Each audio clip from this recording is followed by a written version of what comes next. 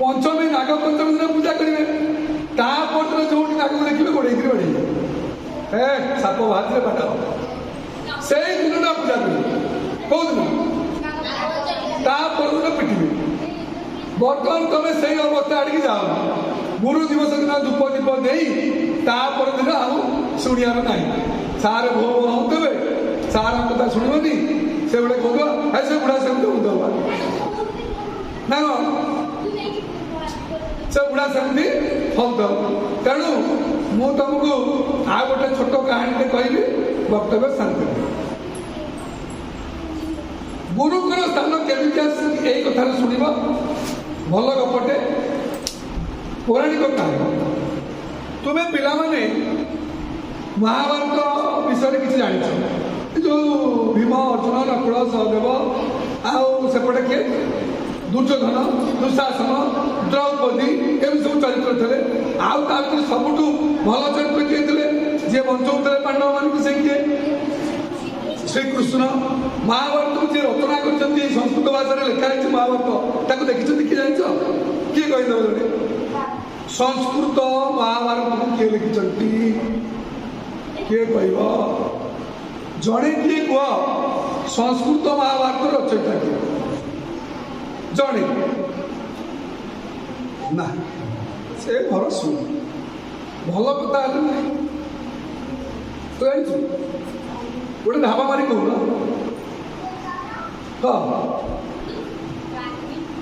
वाल्मीकि वाल्मीकि जड़े लिखिं कि रामायण लिखिं दीटा कथा जड़े रामायण जड़े महाभारत ठीक कही रामायण कथा जानी मन रखी आउ जड़े लिखिं तलू पड़ेबू घर जीव सार बुझे सही ना पाच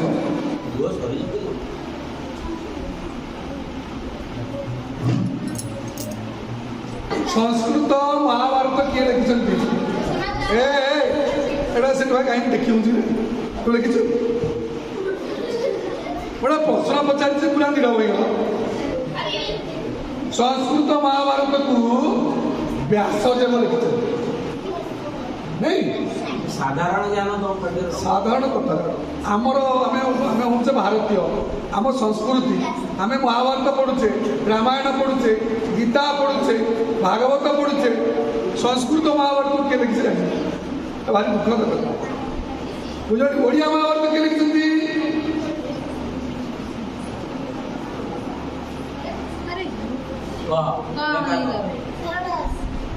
धन्यवाद शूद्रमुनि सारला दास ओडिया महाभारत लिखिं ए सब कथा टी जान बुझल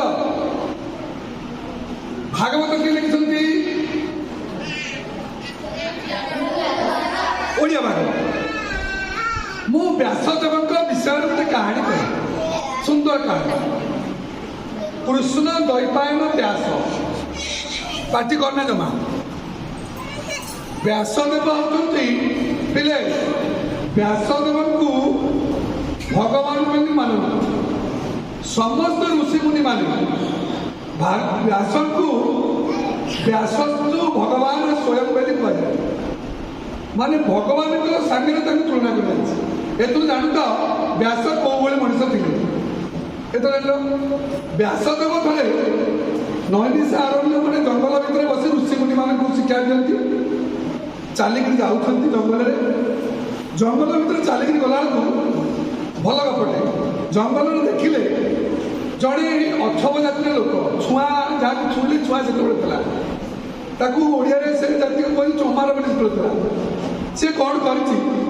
जंगल भितर आसी बुढ़ाटे गोटे खजुरी कोली गच देखिच नानी पाचि थाए गोटे खजुरी कोली गच भाई ठिया फुसुफुस कौन गोटे कहला शुण तो एमती गोटे फुसफुसी गच को कहला से जमी कौन फुसफुस कही पिले आपे आपे गछटा नईला व्यास चलिकी जाऊे व्यास अष्टादश पुराण लिखिं व्यास निजे भगवान व्यास ए कथा देखुं व्यास ए कथा देखुं से खजुरी गछटा आपे आपे नईला बुझे बुझल नई आसला ये लोकटा से गचरू फल संग्रह कला ताड़ी संग्रह कला तो मत कह ताड़ी ହାଣ୍ଡି ବନା ହେଇଥାଏ ଖଜୁରୀ ଗଛରୁ ସଂଗ୍ରହ କଲା ଫିର୍ ଫୁସୁ ଫୁସୁ କରି କ'ଣ କହିଲା ସେ ଗଛ ଧୀରେ କିନା ଠିଆ ହେଇଗଲା। ଶୁଣିପାରୁଛ ନା ଶୁଣିପାରୁନ?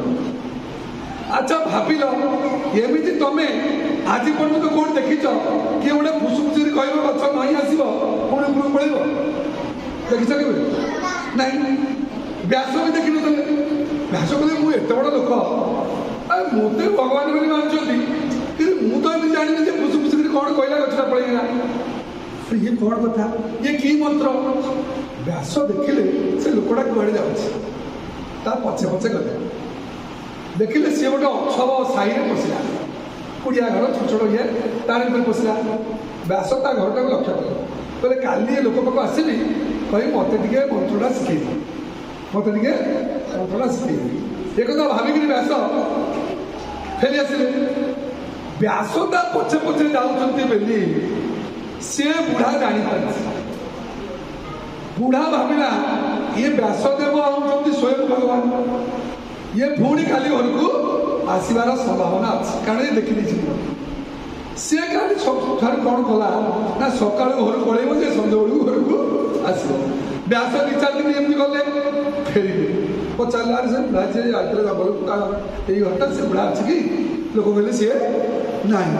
2-4 ଦିନ ଫେରିଲା ପରେ 2-4 ଦିନ ଫେରିଲା ପରେ ବ୍ୟାସ ଦିନେ ଗଲାବେଳକୁ ତାଙ୍କ ପୁଅ ଅଛି, ସେ ବୁଢ଼ାର ପୁଅ ଅଛି।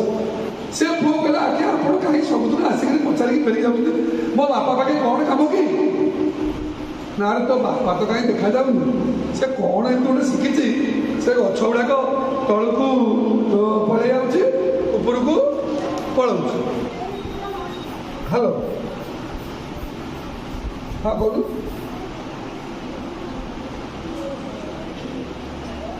ନା ନା ଆଉ 10-15 ମିନିଟ୍ କରିଛି, ଆଉ 15 ମିନିଟ୍ କରିଛି।